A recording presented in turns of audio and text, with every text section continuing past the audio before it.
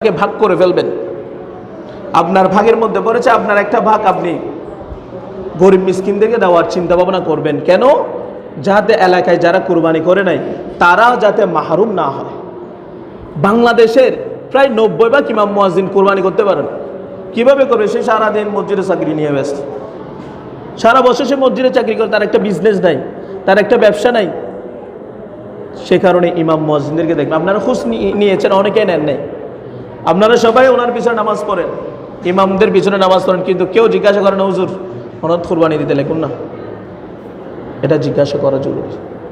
হুজুর আপনি ভাত খেয়েছেন, ফালা আছে, ঠিক আছে, আপনি ঠিকভাবে আপনার সব কিছু হচ্ছে, এটা 90 ভাগ আমার মতো 90 ভাগ ইমাম মুয়াজ্জিন কুরবানি করতে পারেন।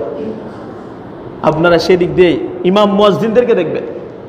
আমি আমার অভিজ্ঞতা থেকে বলছি, আমি একটা মসজিদে 2 বছর আর একটাতে 5 বছর, মোট 7 বছর আমার অভিজ্ঞতা। আমার আগের মসজিদে দেখলাম কোরবানির দিন মানুষ একটা ভাগ ইমাম সাহেবের জন্য পাঠাই দিত। এত বেশি গুস্ত হয়ে যেত, সে নিতে একা তার কষ্ট হয়ে যেত। এবং ইমাম মুয়াজ্জিন, এটা এর আগের মসজিদেও দেখেছে, কিন্তু অনেক মসজিদে এটা নাই। এটা আসলে একটা নৈতিক বিবেক বোধ থেকে আসে। এটা আপনার সামান্য 1 কেজি আধা কেজি গোস্ত দিয়ে তো আপনার কুরবানি গোস্ত সব শেষ হয়ে যাচ্ছে না, কিন্তু আপনারা যখন 10 জন 20 জন একসাথে দেবেন ওনার মনটা খুশি হয়ে যাবে।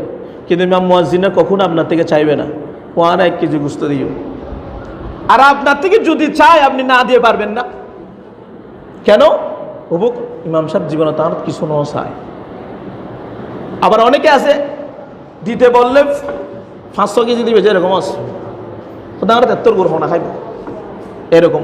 সেই হিসেবে ইমাম মুয়াজ্জিনদেরকে আপনারা দেখবেন, আপনাদের হাদিয়া, এটা হাদিয়া হিসেবে দিবেন, এটা দান সদকা নয়, এটা হাদিয়া হিসেবে দিবেন যে আপনি তার পিছনে নামাজ পড়ছেন, আপনার একটা নৈতিক দায়িত্ব আছে।